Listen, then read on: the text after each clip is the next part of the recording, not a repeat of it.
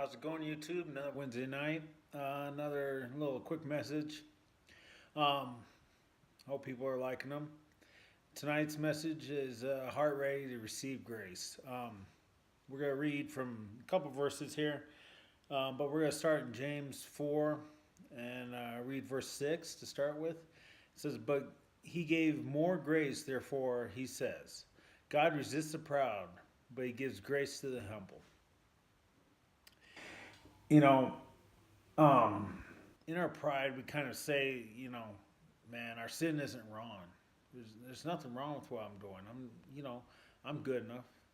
But Lucifer, the devil, he was once an angel in heaven, and it's said that he was very beautiful.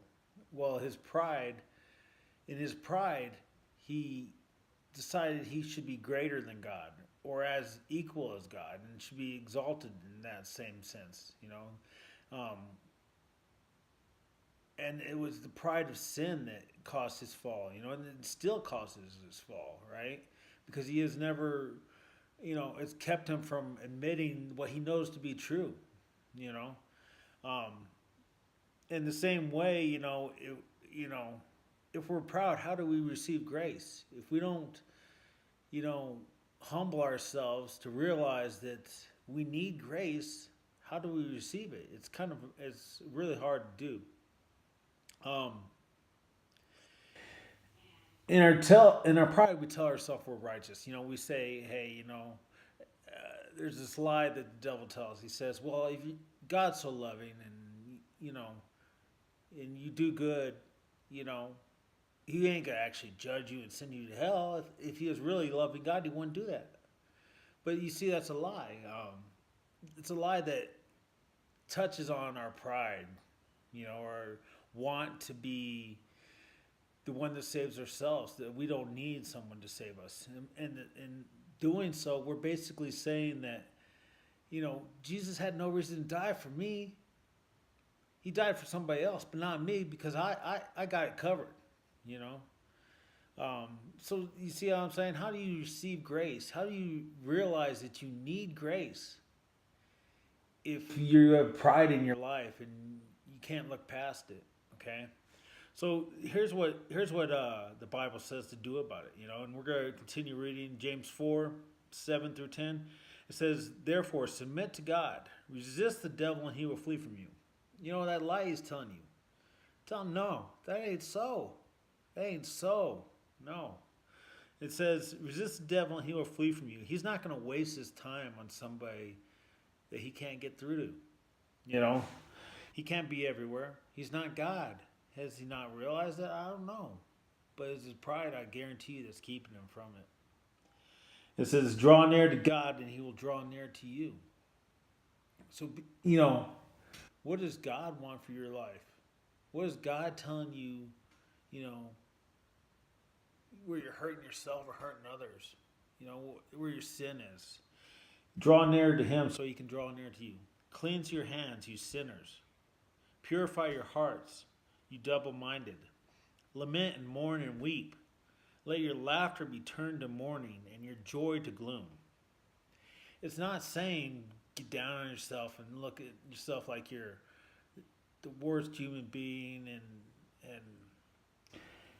be depressed. Okay, but what it's saying is admit your sin. Don't hide it. Pull it out in the open so you can see it.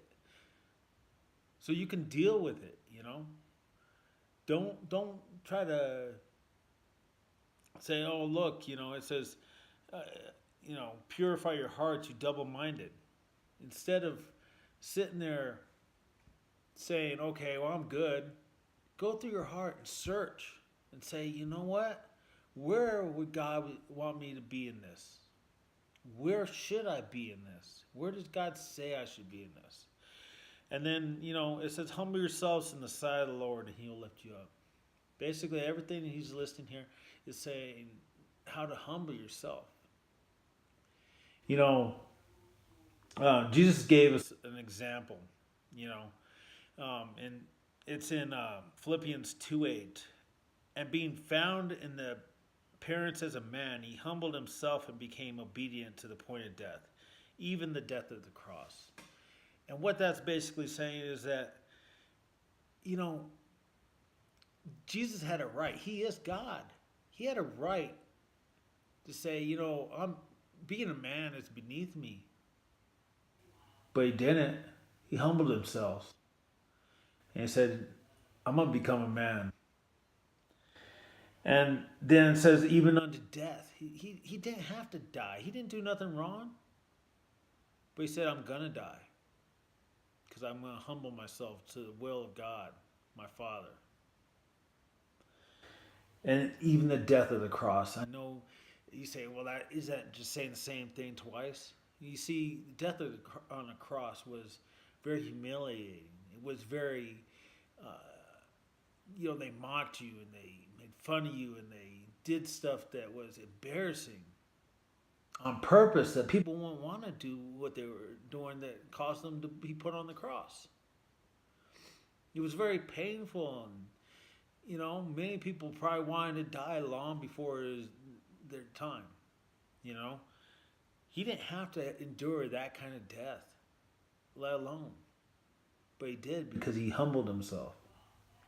So, in that example, right, we should show love. I mean, maybe someone's wronged you in some way, and God's telling you, you know what, I want you to go show them love. I want you to show them love beyond what you feel they deserve. Humble yourself to me and show them love, that they might know me. Okay? And more so than that, the good thing about humility is that it keeps us from judging others. It keeps us from being the judge, right? We don't need to be the judge. God will judge the right and wrong. We don't have no place in that. Okay? And judging others, it makes it hard to spread your message to them. Your message of how God saved you. Okay? So humble yourself. Seek God. Show his love, that others might know him, okay? That's your message for this week. I hope you go out and have a great week. I hope that many are saved. Many. I heard this not too long ago about a preacher looking out and people asking him, why is your ministry so good? And he says, what do you see? And they said, it's, people in a park. But he started weeping and said, you know what? I see people that are on their way to hell. People that don't know the God of creation, the God that created them for a relationship. His ministry worked because it was what God asked him to do. Okay? So go out and do what God asked you to do. Hey, if you liked these videos, please subscribe, share them, comment, whatever.